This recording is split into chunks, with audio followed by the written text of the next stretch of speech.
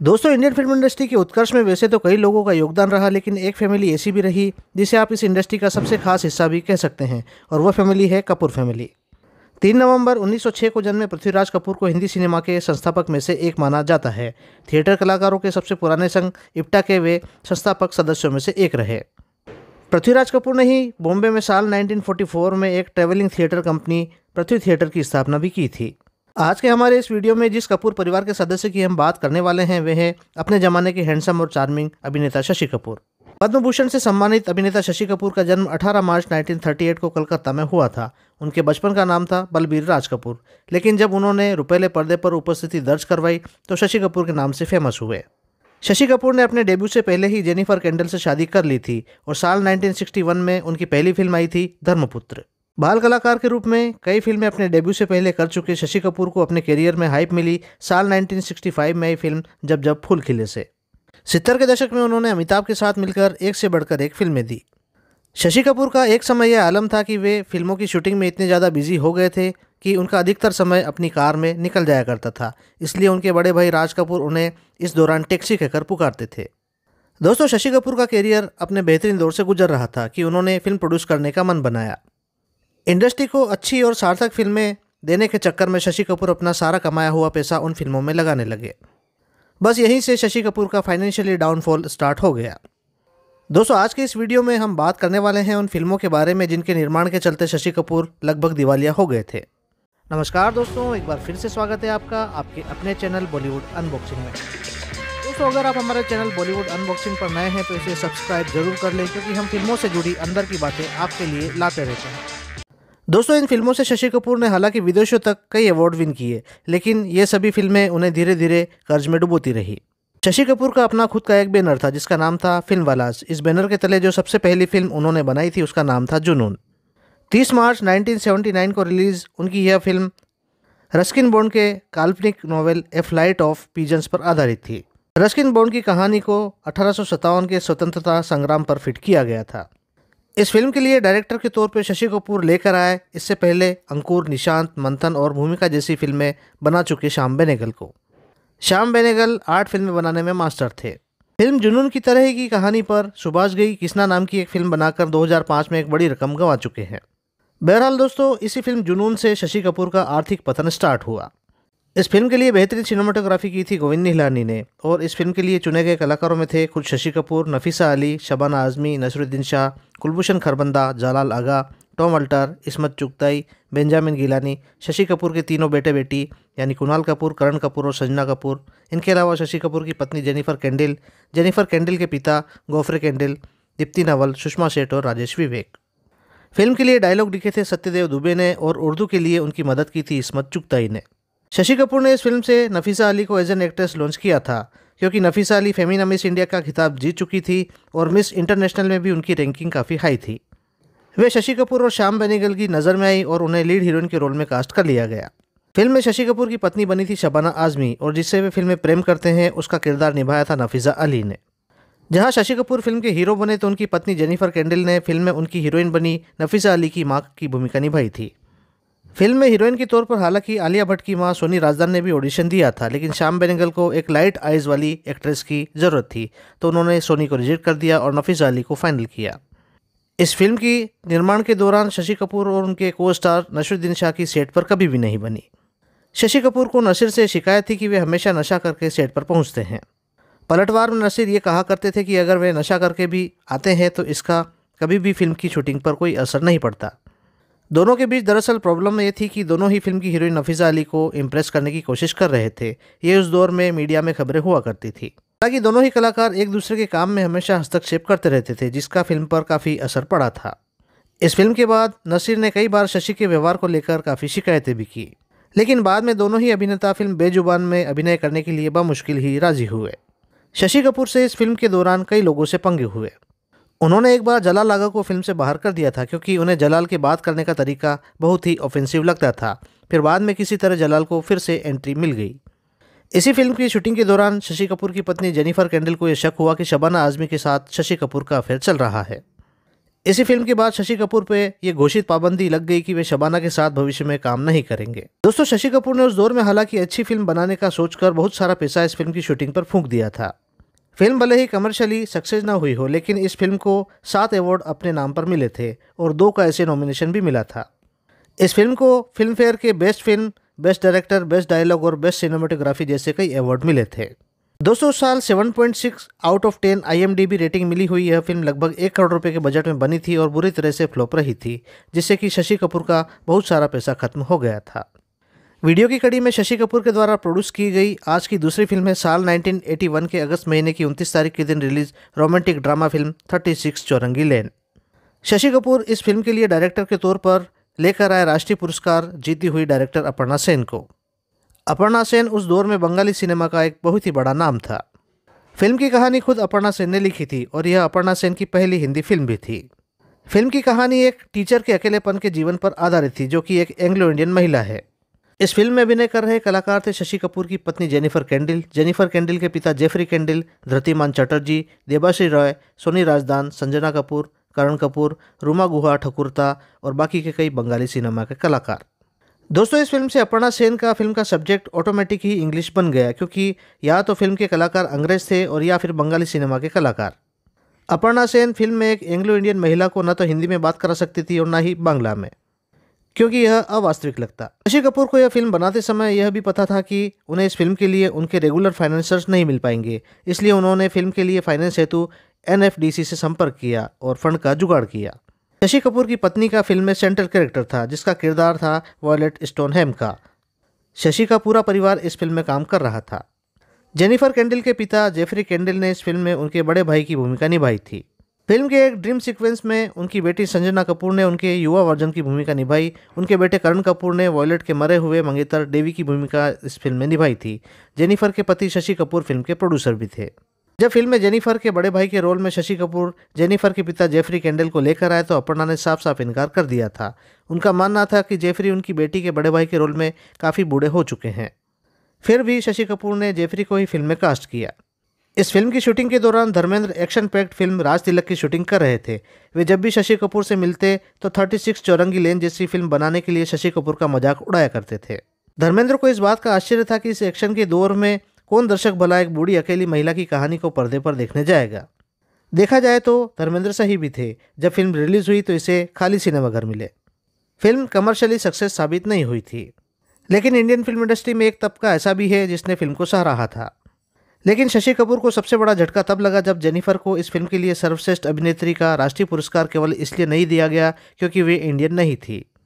Film भले ही commercially न चल पाई हो, लेकिन क्रिटिक्स ने इस फिल्म की तारीफ की थी और इस फिल्म ने कई विदेशी पुरस्कार भी जीते थे।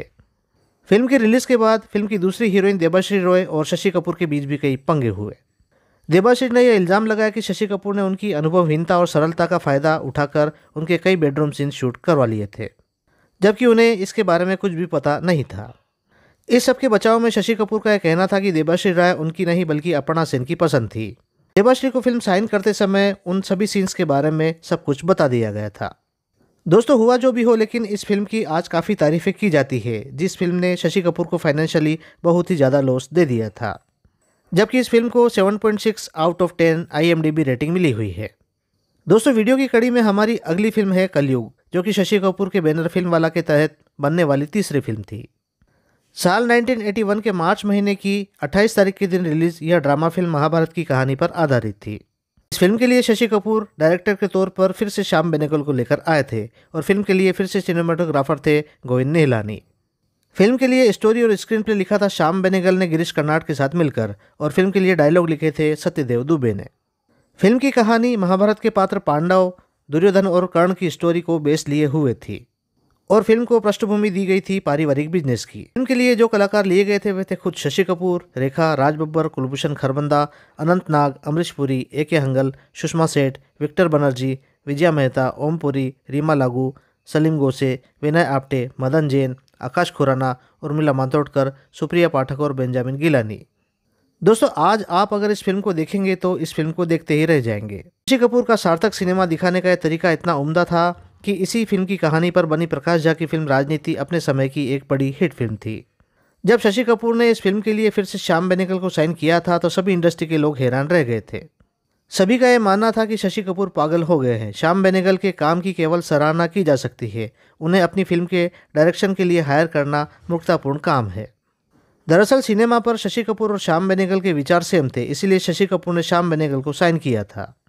दोस्तों, फिल्म की स्टोरी के लिए कई किरदार थे, जिनमें से एक मेन किरदार था महाभारत के कर्ण के किरदार जैसा।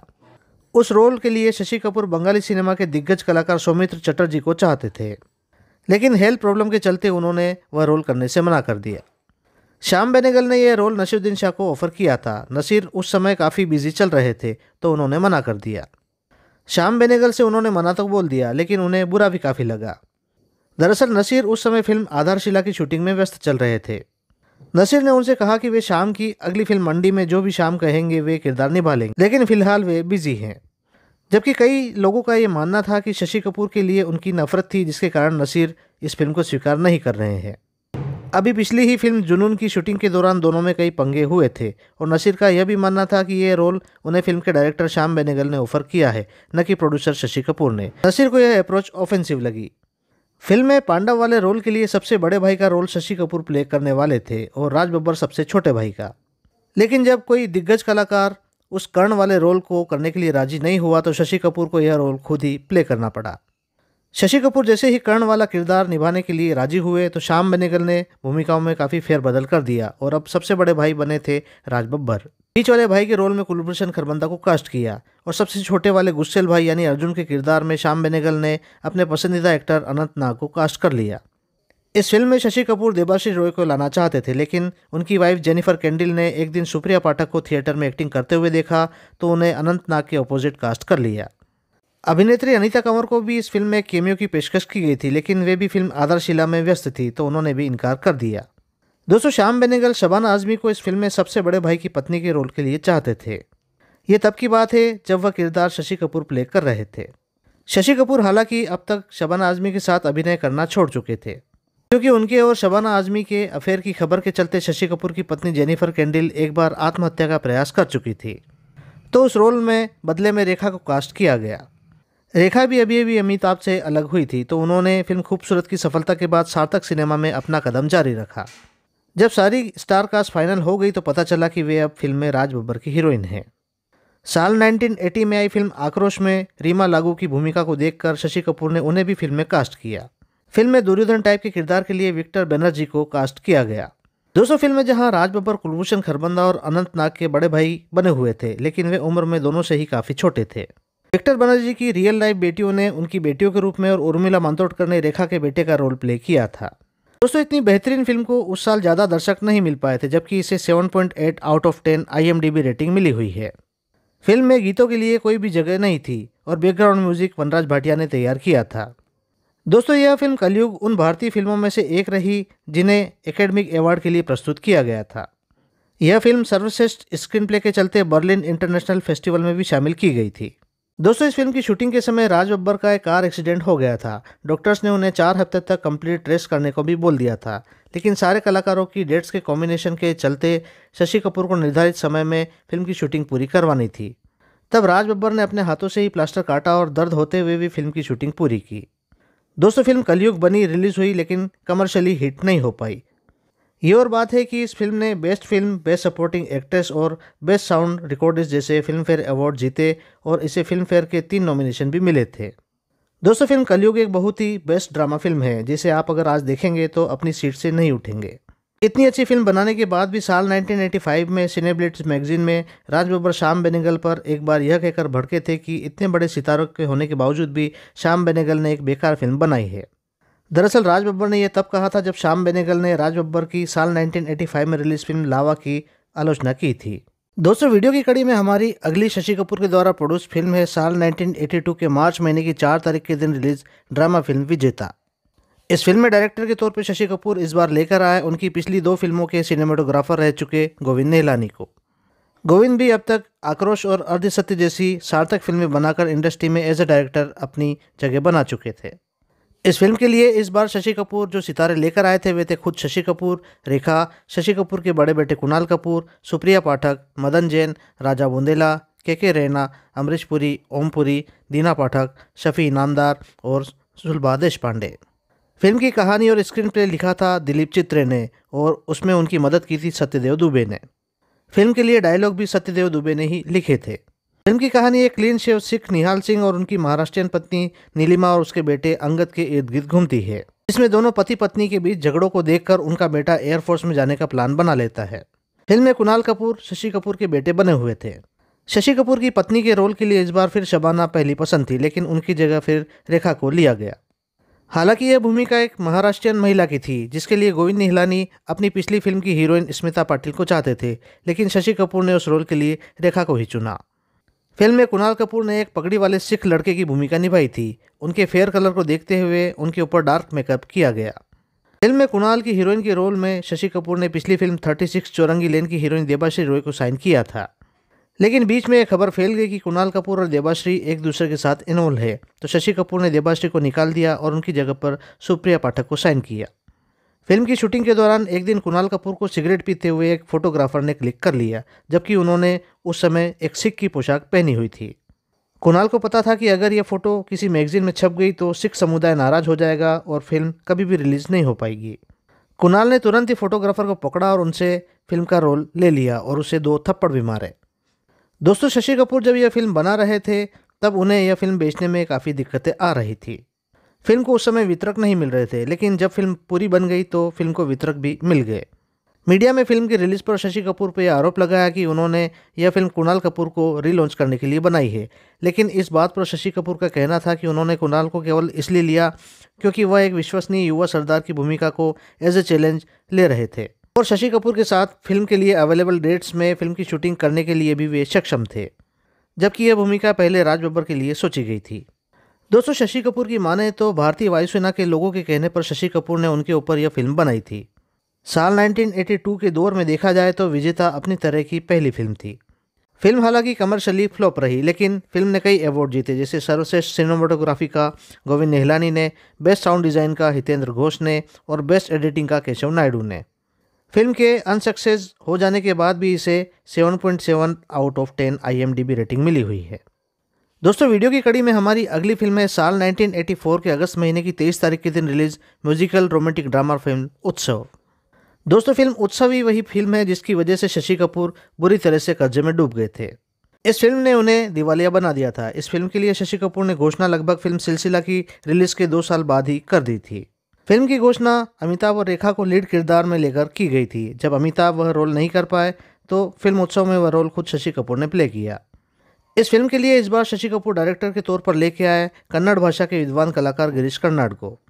फिल्म आधारित थी 4वीं शताब्दी के संस्कृत विद्वान शूद्रक के द्वारा लिखित नाटक मृत्स्य कटिकम पर।